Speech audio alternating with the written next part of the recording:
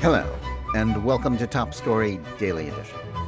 I'm JNS Editor-in-Chief Jonathan Tobin. Thanks for joining me for a discussion on the most pressing issues in the Jewish world. Please like, subscribe, and give us good reviews when you listen to the show. Now let's get started.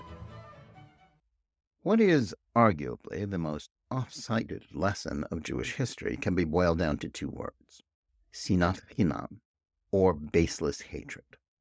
The reference is to the tragic events that took place in the besieged city of Jerusalem in the year 70 CE, as a Roman army prepared to destroy both Jewish independence and Judaism's sacred place of worship, the Holy Temple.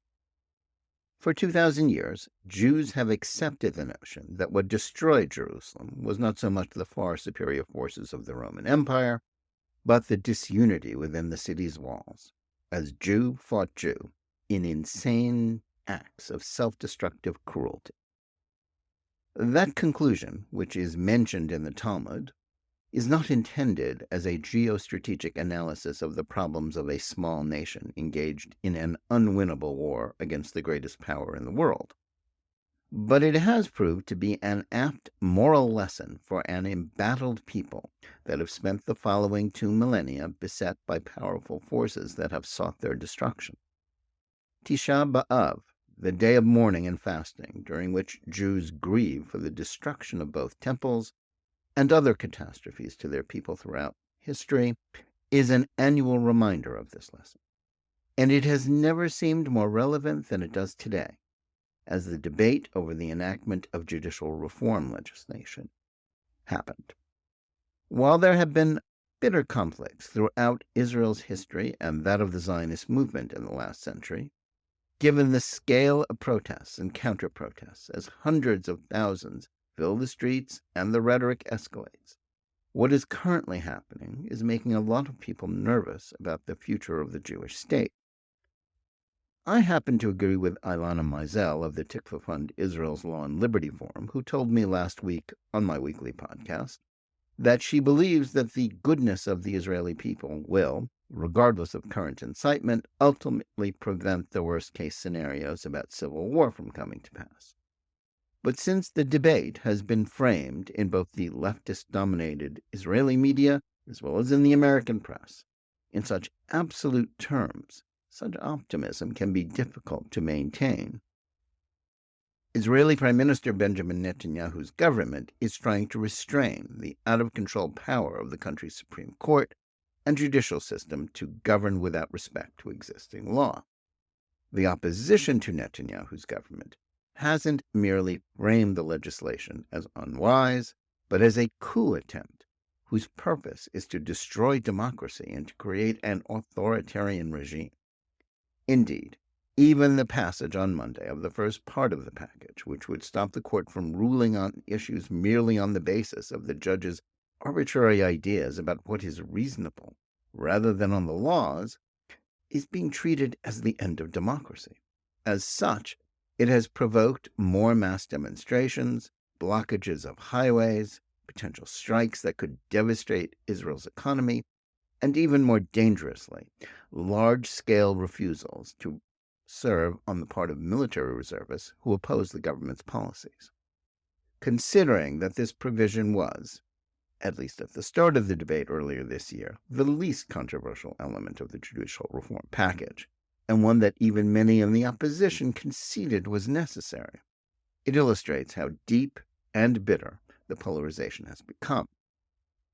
As with so many other polarizing arguments, language is a key element of the battle. Thus, the side in this argument that has been attempting to override the results of an election held just last November and to ensure that the will of the voters is flouted claims to be defending democracy. The opposition characterizes a program that seeks to restore a semblance of balance between an all-powerful court and judicial apparatus and the legislative and executive branches as a coup and anti-democratic, even though it would clearly make Israel's system more rather than less democratic. And Americans who want to understand this controversy, who read English-language outlets like the Times of Israel and Haaretz, are repeatedly fed news about it, in which these loaded and misleading terms are presented as facts in articles that are purportedly factual accounts rather than opinion. These alleged defenders of democracy are engaging in behavior that would, in any other conceivable context, be considered anti-democratic. Indeed, as a recent article labeled Analysis in Haaretz correctly asserted, the highly organized effort to encourage Army reservists to refuse to serve if the government prevails is nothing less than a military coup, albeit one that the paper supports. That conclusion is only buttressed by the statements of former Prime Minister and Army Chief of Staff Ehud Barak about his efforts to organize and finance a resistance to his old foe and sometimes colleague in both the military and the cabinet, Netanyahu. Barak's aim is toppling a democratically elected government. Yet efforts to calm the waters by those looking on from the United States all seem to assume that the only way to solve the problem is for the democratically elected government to unilaterally surrender and let the side that lost at the ballot box, though it is good at dominating media coverage and organizing extra-legal protests, prevail. That has come in the form of hypocritical advice from Democrats, who have supported divisive legislation that was shoved down the throats of majorities of Americans who oppose them, and who would like nothing better than to curtail the independence of the U.S. Supreme Court. It's also been a recurring theme of commentary from American Jewish leaders, like former Anti-Defamation League, Abe Foxman, and even more moderate liberal groups, like the American Jewish Committee. When put in the context of this week's Tisha B'Av sermons, these arguments take on the force of a religious obligation. The idea that judicial reform is destroying the miracle of Israel and imperiling the Jewish state in a way that no outside enemies can match sounds like a reasonable position. But the question we should be asking here is not whether Israel ought to be burned down by extremists. Rather it is, who is actually doing the burning? If siege of Jerusalem, sinat chinam analogies are to be deployed, then which side is really playing the part of those who doom the Second Jewish Commonwealth with their mad actions? The only literary source that speaks in detail about what happened then can be found in the writings of Flavius Josephus in his book The Jewish War, published 5 years later. Josephus was a Jew who fought in the rebellion against Rome, then saved his life by joining them, becoming an advisor and translator to Titus Vespasian, the general who conquered the city and later became Rome's emperor. Whatever we may think of Josephus and his built-in biases, it is from him that we learn about the sinat chinam inside Jerusalem as the Roman siege proceeded to its inevitable and tragic conclusion. That involved not just the burning of the temple, but a slaughter of Jews known in history as a Churban, in which Josephus asserts that more than 1 million were killed and tens of thousands enslaved. Even if the actual figures were lower than that, what happened was nothing less than genocide.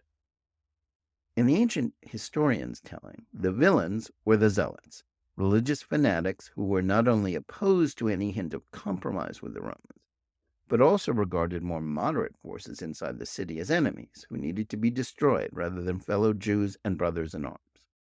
They fought a war inside the city, murdering their opponents even as the Romans were conducting the siege. The end was hastened not just by this infighting, but by their mad decision to torch the city's food supplies. Though we honor the Zealots' subsequent last stand at Masada, also immortalized by Josephus' account, it's clear that they were a dangerous force that did much harm.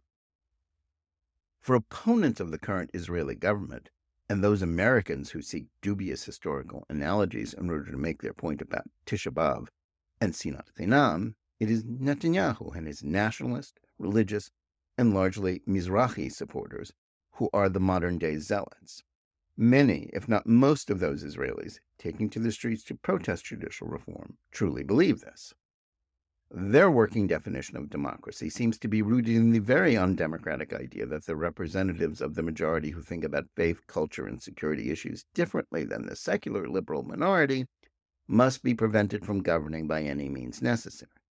Since they view their opponents as lacking virtue and as dangerous fanatics rather than simply people who disagree with them, they think that anything may be done in the name of thwarting them, even if it amounts to sabotage of the economy, or, most dangerously, undermining its security, whether or not we call it a military coup. Those who assume that the only reasonable way to solve the problem is for Netanyahu to give up, and that the risk of civil war and real damage to the country is solely his fault, need to look in the mirror and ask which side is actually behaving like the ancient Zealots. Is it really the people who think that elections are more important than street protests? Or that courts cannot simply overrule any decision they don't like as long as those who are being stopped are on the right? Or is it the side that is literally attempting to paralyze the country in order to win a victory they couldn't achieve at the ballot box? Is it possible that those who are demonizing religious Jews and employing the most extreme rhetoric, or those who don't share the sensibilities of the secular elites about what it means to be a Jewish state, that they are the ones that are behaving like fanatics? Even if we assume, as we should, that both sides are sincere, it isn't reasonable to think that Jewish unity requires only Netanyahu to wave the white flag rather than those who aren't prepared to accept any compromise that doesn't preserve the untrammeled power of the courts. Calls for unity are laudable. But the business of democracy is not so much a matter of everyone agreeing, but in making choices decided by the outcome of election. Instead of assuming that Netanyahu must step back from the brink, perhaps his opponents should consider that if the country is to be saved from chaos, perhaps it is they who should swallow their disappointment and wait for the next election and hope their side wins so that they can work to pass different legislation. No matter what anyone thinks of the effort to pass judicial reform, the only dispensable stance for those observing from afar should be to respect the right of the Israeli people and their elected representatives to govern themselves. That's why the talk of the lessons of Tisha B'Av are not as apropos as most of Netanyahu's opponents would like us to believe. While neither side in this dispute should behave as if it has a monopoly on truth or righteousness, it ill behooves Jews and friends of Israel looking on from abroad to be lecturing the Prime Minister and his supporters about Sinat Chinam, especially when the mindless hatred against fellow Jews seems to be mainly flowing against those who support judicial reform. Thanks for listening. Please remember to tune in every day for Top Story Daily Edition and every week for the full hour-long JNS TV program. Whether you're listening to us on Apple, Google Play, Spotify, or any of the other podcast platforms, or on the JNS YouTube channel, please like and or subscribe to Top Story. Click on the bell for notifications and give us good reviews. Please write to us at editor@jns.org and let us know where you listen or watch the show and what you think about it. And remember, keep reading and thinking for yourself.